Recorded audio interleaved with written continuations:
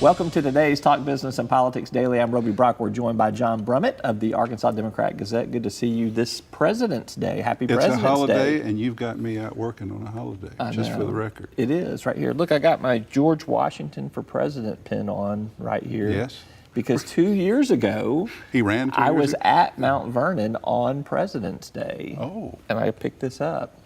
Well, that's wonderful. What a great story. And he's my favorite president. So who is your favorite president this President's Day? Trump. Not the one that gives you the most to write about. Oh. Your favorite in terms of you liked what he did as president.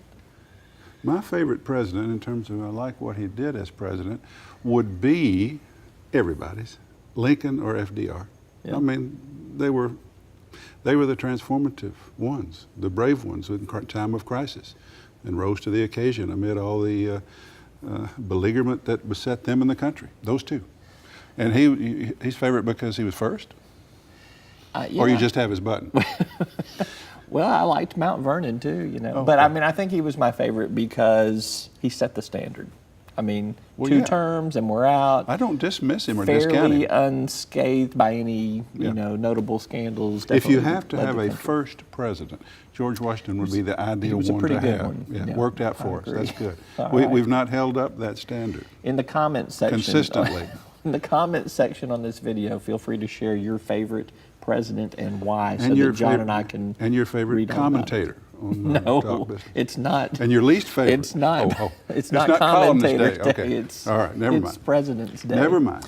So let's talk about our current president here. Okay. He is being investigated by a special prosecutor, Robert Mueller, who on Friday released a pretty scathing and detailed indictment of what went on in the 2016 campaigns from the Russians' perspective. This led to a tweet storm over the weekend, maybe even a tweet hurricane over the weekend. What is your assessment of what Mueller came up with and Trump's response to it?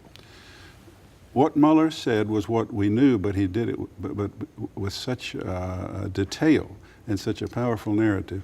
He established that the Russians had an organized system to impersonate Americans and use our social media to at least try to disrupt our political system.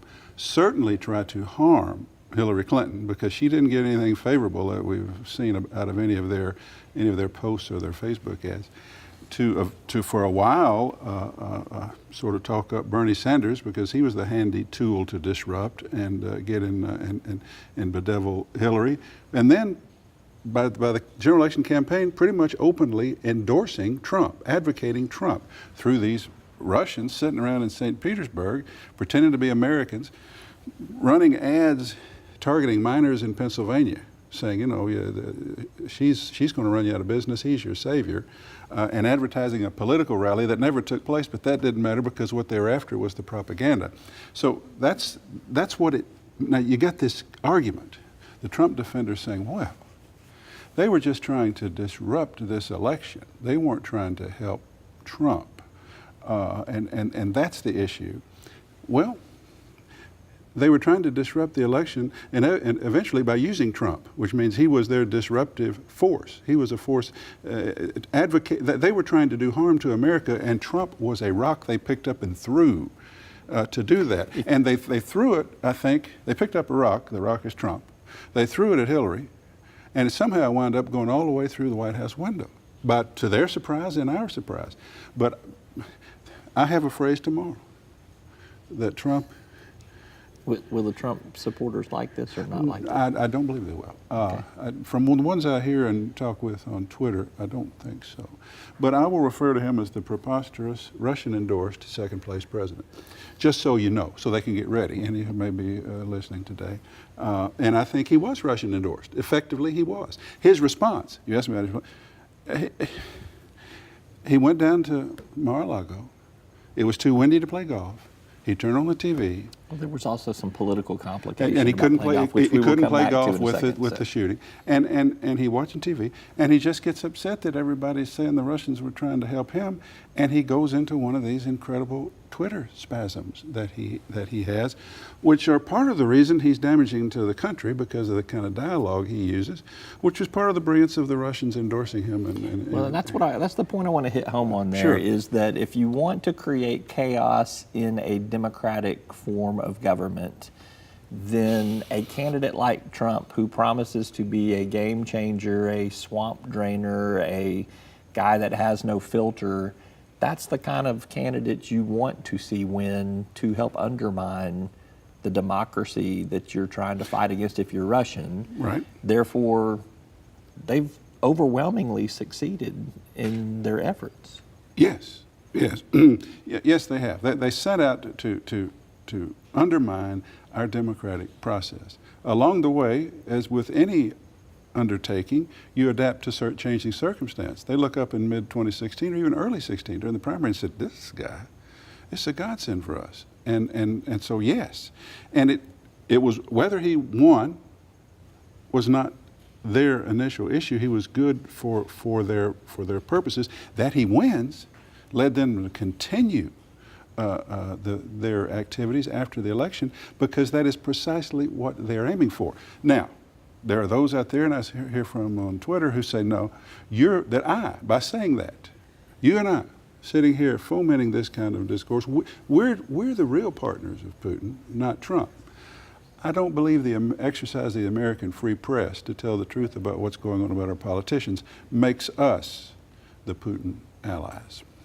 I would say, too, that one other thing on this point here, too, there's going to be, and there already is, debate, did what the Russians do influence the outcome to the point that it gave Trump the victory, or, was Hillary Clinton such a terrible candidate that she wasn't able to cross the finish line? I think that you can't answer that question one way or the other. You can't quantify it. You can build a circumstantial case either way. Exactly. And the circumstantial case that I'll build in tomorrow's column is that Trump, while getting beat by nearly 3 million votes nationwide, won because of the distribution of the vote in the Electoral College on 3 states, Wisconsin, Pennsylvania, and Michigan, by a fraction of 1%, by a grand cumulative total of 80,000, nearly 80,000 votes in those 3 states. And when you look back and you say that in Pennsylvania, where he narrowly won, vital to his electoral majority, the Russians were sitting in St. Petersburg putting ads on Facebook targeting minors in Pennsylvania, logic would suggest that contributed to the climate by which he microscopically won that state and become president. But it's not important to quantify or even to argue that it worked. What is important is that it happened, and what is important is Trump's reaction, and what is even more important going forward, as they like to say, is that a president confronted with the Justice Department evidence that the Russians messed in our election, he hadn't decried it yet. Yeah. At this point, he has not. Now his aides may explain to him, you need to go out and regurgitate some statement. Missed we the give. moment, though. The moment his was a couple job of days ago. His job is to say, we'll run our own elections, the Russians stay out, and here's what I'm going to do about it. Yep. How is he answering? He's answering in the way he always answers. I won this on my own. They didn't help me win. And that's the very kind of nonsense the Russians were advocating in the first place. And we'll see if the Congress steps up to the plate and does something to try to remedy this situation from happening in the election cycle. Well, that we got one coming in. up. Well, and I've already talked to some of our existing current Arkansas congressmen, and all they'll tell you is, well, something's in the works, but they can't tell you what, and quite frankly, it's probably too late, to be honest with you. I think some of that influence is already still going. Let's shift topics and talk about the other big national story of this last week. We're not going to be able to do it justice because of our time here, but the shooting in Florida, the Parkland shooting, the school down there, there are people that say this feels different, a little bit like Sandy Hook felt different, in that there seems to be some momentum to push for some change, whether it's gun restrictions or more mental health money or whatever part of the process you want to try to do something to prevent this from happening again. Do you sense this is a different moment in time, or do you think that we will fall back to the same positions that we have seen in the past, which is nothing gets done? I think it's different. I feel that it's different. And I think our debate is going to be different and more serious. I still don't think in our current political climate, with the way senators are beholden to the gun lobby, not just senators, members of Congress are beholden to the gun lobby, in an age in which an A- can get you beat in a state like Arkansas, because the people say, what's that minus all about? Why don't you have an A+ in a grade from the NRA? But the kids, and what they're saying, that this young man was clearly there were warning signals, and they were put out by the community. The community was warning, and nothing was done. And he was able to walk in and buy an AR-15, a semi-automatic weapon, a weapon designed or facilitating quick killing of a lot of people. That we restrict under age 21 handguns, but we don't these. All of that is now going to be a more serious debate. I think you've got Cronin and some other Republican senators talking about we need, and I don't exactly know how this will manifest itself, the background check needs to mean more. We need the registry of information to be clearer, to be more widely shared, and they're going to have to at some point define what disqualifies by a background check, what goes into it, what disqualifies by it, and on what basis. And that will get tricky, and getting past a filibuster and getting past the gun lobby if it objects.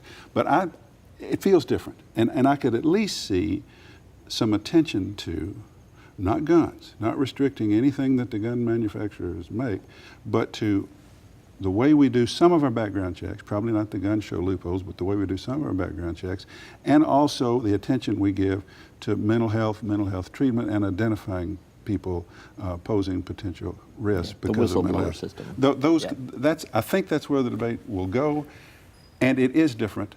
I fear it won't be different enough in the final analysis, but at least it's different. All right, let's take a quick commercial break. We're going to come back and talk some state politics with John Brummett of the Arkansas Democrat-Gazette right after this. Arkansas Electric Cooperative Corporation provides electric energy across 2/3 of Arkansas. This is an exciting time in our energy history, with incredible progress being made in renewable energy and storage technologies. As our energy portfolio continues to diversify, we'll maintain an all-the-above strategy to provide reliable and affordable electricity. Ever since the first light bulbs were placed in our members' homes, the electric cooperatives have been the solutions provider for our members, and we want to continue that well into the future. Each day, the promise of our nation begins again. Arkansas and America, moving forward. I help make that promise a reality. It's not for everyone, but people everywhere depend on us. Oh, I love you too, sweetie. Trucking delivers, or everything stops. And that's what drives me. I did. Welcome back to Talk Business and Politics Daily. I'm Roby Brock with John Brummett of the Arkansas Democrat-Gazette. Let's turn our attention to what's going on at the state capitol here in Arkansas. Let's start first with this issue of pharmacy benefits managers, PBMs as they are known, center of debate and controversy because of the changing reimbursement rates for a lot of pharmacies in Arkansas. Our Senate and House leadership have asked the governor for a special session to deal with this after the fiscal session because they say too much attention is being focused on it in the session. Do you think that they will deal with it in a special session? Can it wait till a regular session? What's kind of your prediction on where that debate may go? And you and I were discussing this earlier, and you had more insight on it than I did, and so you could say for yourself and just interview yourself. But I do think this has all the feel of a problem that can be dealt with, at least to the extent that it's punted. That we don't need to, that we can do something right now that maybe the parties involved can stand down and restore the previous status quo, maybe.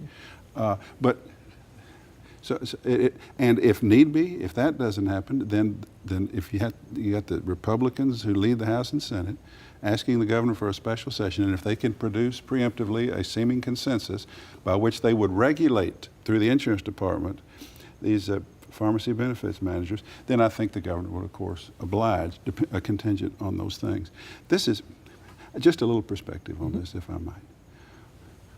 Conservatives rail about how we need deregulation, let the market work. They don't always mean that.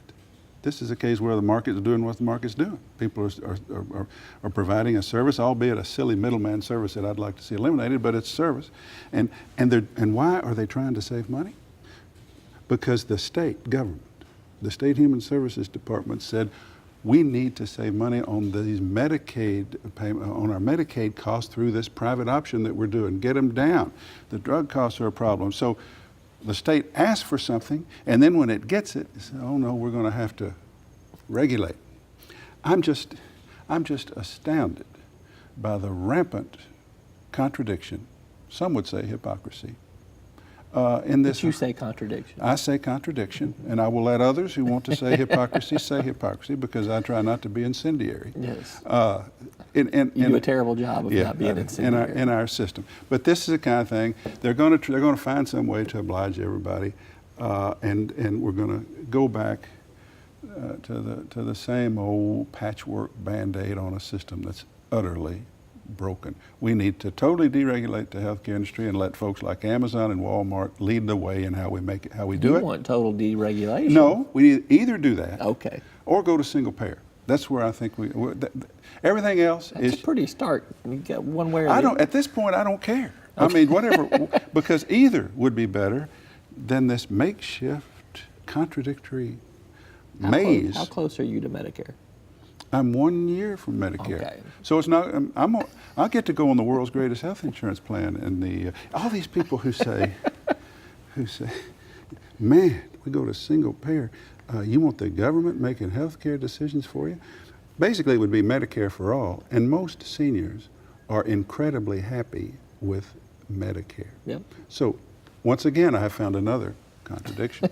Not any hypocrisy, but a glaring contradiction. But I think, to answer your question, they'll work out something out there and spike the ball. They always do. We'll see where it goes. All right, Arkansas Works is still the big Well, that's preeminent part of this issue deal. up there. It is part of this deal. I do get the sense that the votes are going to be there for the DHS budget with Arkansas Works in it. Talking to a guy like Senator Ron Caldwell I saw on our him TV on your show yesterday, this weekend.